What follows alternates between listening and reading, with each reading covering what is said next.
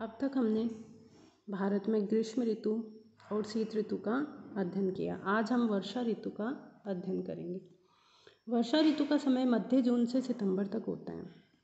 इस समय उत्तरी पश्चिमी भारत और पाकिस्तान में न्यून वायुदाब का क्षेत्र बन जाता है।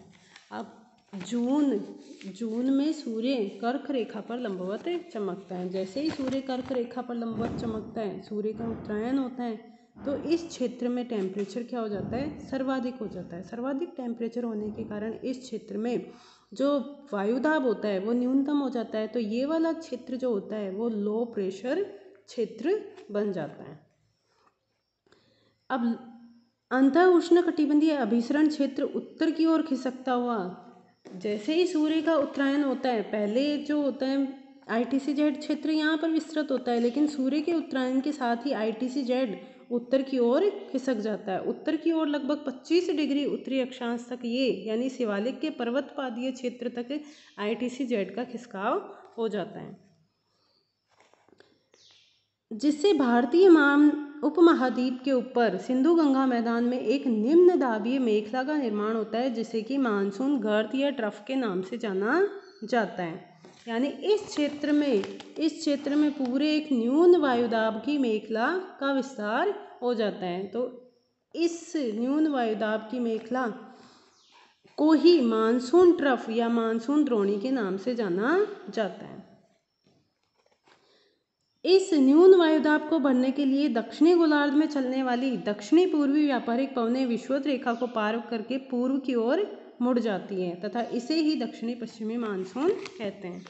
जैसे ही ITC-Z का खिसकाव उत्तर की ओर होता है तो क्या होगा? पूरी वायुदाब पेटियों की शिफ्टिंग उत्तर की ओर हो जाएगी। तो यहाँ पर पहले जो उत्तरी पूर्वी व्यापारिक पवनें चल रही है उनके स्थान पर अब यहाँ पर दक्षिणी पूर्वी व्यापारिक पवनें चलेगी। तो जैसे ही दक्षिणी पूर्वी व्यापारिक पवनें भूमध्य रेखा को पार करेगी, भूमध्य रेखा को पार करते ही फैरल के नियम के अनुसार, फैरल का नियम था कि पवनें उत्तरी गोलार्ध में अपनी दिशा के दाहिनी ओर मुड़ जाती है। तो फैरल के नियम के अनुसार इनकी दिशा जो पहले दक्षिणी पूर्वी थी अब उनमें विस्थापन हो जाएगा और वह अपनी दिशा के दाहिनी ओर मुड़ जाएगी, जिसके कारण इनकी दिशा परिवर्तित होकर दक्षिणी पश्चिमी हो जाएगी। इसे ही भारत में दक्षिणी पश्चिमी मानसून के नाम से जाना जाता है।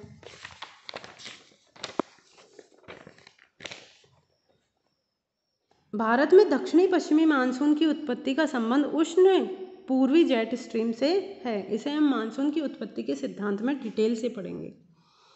दक्षिणी पश्चिमी मानसून भारत में सबसे पहले अंडमान निकोबार द्वीप समूह में 25 मई तक पहुंच जाता है और 1 जून को यह चेन्नई व तिरुवनंतपुरम पहुंचता है। अर्थात भारत में जो मानसून का प्रवेश होता है वो मुख्यतः अंडमान निकोबार द्वीप समूह और भारत के इस दक्षिणी अंडमान निकोबार द्वीप समूह और इस दक्षिणी पार्ट में सबसे पहले होता है। लगभग 15 दिसंबर लगभग 1 जून तक भारत के इस दक्षिणी पार्ट में मानसून प्रवेश कर जाता है और मानसून के प्रवेश करने की स्थिति इस प्रकार से होती है, यानी भारत जो मानसून है वो राजस्थान में सबसे लेट लगभग 15 जुलाई के आसपास, 1 जुलाई के आसपास प्रवेश करता है। 5 से 10 जून के बीच ये कोलकाता, मुंबई यानी यहाँ से मानसून का प्रारंभ होता है और ये प्रारंभ इस तरीके से होता हुआ सबसे अंतिम में राजस्थान में पहुँचता है। भारत में ग्रीष्मकालीन मानसून के आगमन को मानसून विस्फोट के नाम से भी जाना जाता है। मानसून विस्फोट के नाम से इसलिए जाना जाता है क्योंकि भारत में जो मानसूनी वर्षा होती है वो तीव्र वर्षा होती है, यानी कम ही समय में बहुत अधिक वर्षा होती है, इसलिए इसे मानसून विस्फोट के नाम से भी जाना जाता है। भारत की प्रायद्वीपीय आकृति के कारण दक्षिणी पश्चिमी मानसून पवनें 2 शाखाओं में बढ़ जाती हैं। भारत की आकृति, ये जो प्रायद्वीपीय क्षेत्र है, इसकी त्रिभुजाकार आकृति के कारण क्या होता है, जैसे ही दक्षिणी पश्चिमी मानसूनी पवनें आती है वो 2 भागों में विभक्त हो जाती है। एक शाखा इधर से प्रवेश करती है और एक शाखा इधर से प्रवेश करती है। इस क्षेत्र वाली दक्षिणी पश्चिमी मानसून को हम अरब सागरीय मानसून के नाम से जानते हैं और इधर से प्रवेश करने वाली मानसूनी पवनों को हम बंगाल की खाड़ी मानसून पवनों के नाम से जानते हैं। अरब सागरीय शाखा और बंगाल की खाड़ी शाखा। अरब सागरीय शाखा के द्वारा भारत के पश्चिमी तट, पश्चिमी घाट, महाराष्ट्र, गुजरात और एमपी के हिस्सों में वर्षा होती है। यानी ये जो अरब सागरीय मानसून की शाखा है वो भारत में इस तरीके से प्रवेश करती है। एक शाखा यहाँ पर जो पश्चिमी घाट पर्वतमाला पाई जाती है, भारत के इस क्षेत्र में जो पश्चिमी घाट पर्वतमाला पाई जाती है, अरब सागरीय मानसून द्वारा इस पश्चिमी घाट के पश्चिमी ढाल पर वर्षा होती है, यानी इस क्षेत्र में वर्षा होती है। एक यहाँ पर जो नर्मदा ताप्ती वाली द्रोणी पाई जाती है, इसके तहत अरब सागरीय मानसून की शाखा भारत में प्रवेश करती है और इन क्षेत्रों में वो वर्षा करती है। और अरब सागरीय मानसून की तीसरी शाखा गुजरात से होते हुए राजस्थान में प्रवेश करती है, लेकिन यहाँ पर अरावली पर्वतमाला मानसूनी पवनों के समानांतर होती है, इसलिए यह अरब सागरीय मानसून की शाखा राजस्थान में विशेषतः ज़्यादा वर्षा किए बिना सीधे हिमाचल की ओर निकल जाती हैं।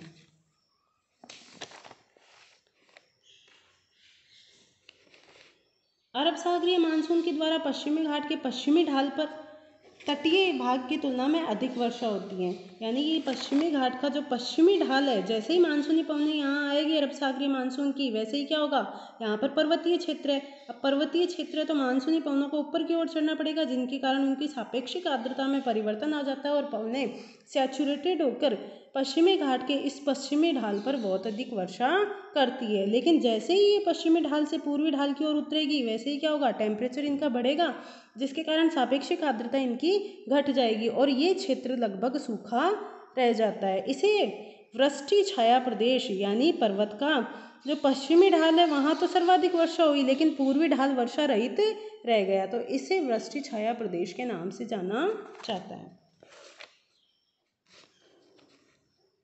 अरब सागरीय शाखा राजस्थान से गुजरती हुई हिमालय से टकराती है। अब क्योंकि अरब सागरीय जो मानसून की शाखा राजस्थान में प्रवेश कर रही है, उसको यहाँ कोई पर्वतीय अवरोध नहीं मिला, क्योंकि अरावली पर्वतमाला इसके क्या है, समानांतर है, इसलिए यह शाखा सीधी हिमाचल में प्रवेश कर हिमालय पर्वतमाला से टकराती है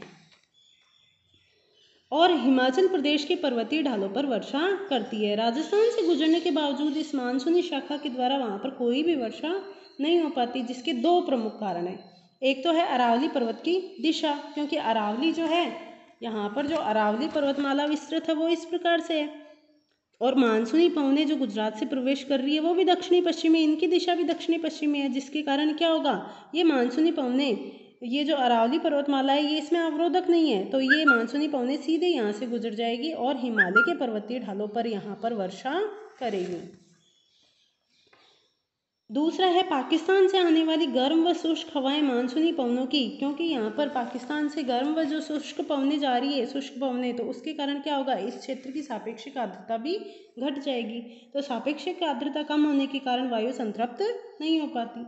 अब गारो खासी जयंतियाँ पहाड़ियाँ कीप नुमा आकृति में फैली है। गारो खासी जयंतियाँ कहाँ हैं, यहाँ पर जो क्षेत्र है, यहाँ पर गारो खासी जयंतियाँ पहाड़ियाँ कीपाकार रूप में विस्तृत है। तो जैसे ही मानसूनी बंगाल की खाड़ी की मानसून की शाखा यहाँ पर प्रवेश करेगी तो इस क्षेत्र में वो सर्वाधिक वर्षा करेगी। विश्व का सर्वाधिक वर्षा वाला क्षेत्र भी यही है। खासी पहाड़ियों के दक्षिण में स्थित मौसिनराम में विश्व की सर्वाधिक वर्षा 1141 सेंटीमीटर होती है। मेघालय पठार के पवन विमुखी ढाल पर वर्षा की मात्रा कम होगी। अब पवनमुखी ढाल किसे कहते हैं, जैसे ही ये पर्वत श्रेणी है तो पवन के जो सामने पड़ता है वो ढाल होगा पवनमुखी और जो विपरीत ढाल है वो है पवन विमुखी, क्योंकि जैसे ही पवनमुखी ढाल पर पवन आएगी वैसे ही क्या होगी, ऊपर की ओर चढ़ेगी, यानी उस ऊंचाई की ओर जाएगी। तो क्योंकि ऊंचाई की ओर जाने पर टेम्परेचर में कमी आती है, जिसके कारण सापेक्षिक आर्द्रता बढ़ने के कारण इस क्षेत्र में वर्षा होगी। लेकिन जो पवन विमुखी ढाल है उसमें क्या होगा, पवन नीचे की ओर उतरेगी, नीचे उतरने के कारण टेम्परेचर क्या होगा, नीचे की ओर बढ़ेगा। टेम्परेचर बढ़ने के कारण इनकी जो सापेक्षिक आर्द्रता होगी वो क्या होगी, घट जाएगी। घटने के कारण ये पवनें शुष्क हो जाएगी, अतः इस क्षेत्र में वर्षा नहीं हो पाएगी। पवन विमुखी ढाल पर वर्षा की मात्रा तुलनात्मक रूप से कम होती है। और अरब सागरीय शाखा तुलनात्मक दृष्टि से बंगाल की खाड़ी शाखा से अधिक शक्तिशाली होती है। यानी जो अरब सागरीय मानसून की शाखा है उसमें आर्द्रता का प्रतिशत बंगाल की खाड़ी मानसून शाखा की तुलना में बहुत अधिक होता है। मानसून द्वारा लाई गई आर्द्रता का 65% भाग अरब सागर से आता है, यानी जो 65% आर्द्रता है वो अरब सागरीय मानसून द्वारा आती है, जबकि 35% भाग बंगाल की खाड़ी मानसून से आता है। बंगाल की खाड़ी की शाखा पश्चिमी बंगाल में होते हुए, यानी इस क्षेत्र में होते हुए ये मैदानी क्षेत्र में सिंधु गंगा का जो मैदान है उस क्षेत्र में प्रवेश करती है और उत्तर प्रदेश, बिहार, यूपी होते हुए हरियाणा, पंजाब व राजस्थान तक पहुंचती है। तो जैसे जैसे ये बंगाल की खाड़ी मानसून की शाखा पश्चिमी बंगाल से होते हुए भारत के मैदानी क्षेत्रों से होते हुए राजस्थान में प्रवेश करती है, तो ये अरावली पर्वतमाला के पूर्वी भाग में ये अपेक्षाकृत अधिक वर्षा करती है। जैसे बंगाल की खाड़ी मानसून की शाखा मैदान में आगे की ओर बढ़ेगी, वैसे वैसे क्या होगा, उसकी आर्द्रता में कमी आएगी। आर्द्रता में कमी आने के फलस्वरूप पूर्व से पश्चिम की ओर जाने पर वर्षा की मात्रा भी घटेगी। पूर्व से पश्चिम की ओर वर्षा की मात्रा भी क्रमशः घटती जाती है। जैसे ग्रीष्मकालीन मानसून के समय कोलकाता में 120 सेंटीमीटर वर्षा होती है, जबकि पटना जो है उसमें 105, यानी पूर्व से पश्चिम की ओर जाने पर वर्षा की मात्रा में क्या होती जाएगी, क्रमशः कमी होती जाएगी। अब चौथी ऋतु है शरद ऋतु। शरद ऋतु को लौटते हुए मानसून का काल भी कहा जाता है। वर्षा ऋतु के बाद शरद ऋतु का आगमन होता है, जिसका समय होता है अक्टूबर से मिड दिसंबर तक। तो क्या होता है, इस समय सूर्य का वापस से दक्षिणायन होना प्रारंभ हो जाता है। अब सूर्य के दक्षिणायन के कारण ये जो न्यून वायुदाब का क्षेत्र बन गया था, अब इसमें क्या होने लगती है, कमी होने लगती है। और 22 दिसंबर को क्या होता है, सूर्य मकर रेखा पर लंबवत होता है, जिसके कारण ये क्षेत्र जो पहले लो प्रेशर क्षेत्र था अब वो हाई प्रेशर क्षेत्र में बदल जाता है। इसे लौटते हुए मानसून का काल भी कहा जाता है। दक्षिणी पश्चिमी मानसून का आगमन अचानक व विस्फोटक रूप में होता है, लेकिन इसका लौटना धीरे धीरे होता है, यानी वो आता तो तीव्र गति से है और तीव्र वर्षा करता है, लेकिन लौटता ये क्या है, जिस दिशा में।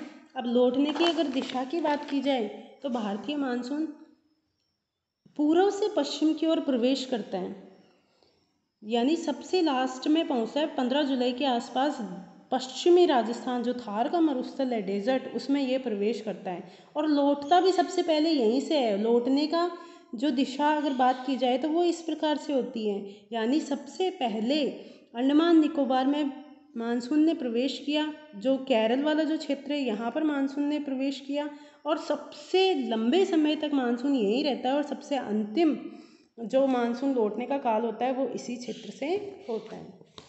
यानी वापसी का देखो 1 सितंबर को जो मानसून है वो पश्चिमी राजस्थान से लौट जाता है, 15 सितंबर तक राजस्थान से, और 15 दिसंबर तक यह जो केरल तिरुवनंतपुरम वाला क्षेत्र है यहाँ से लौटता है, तमिलनाडु।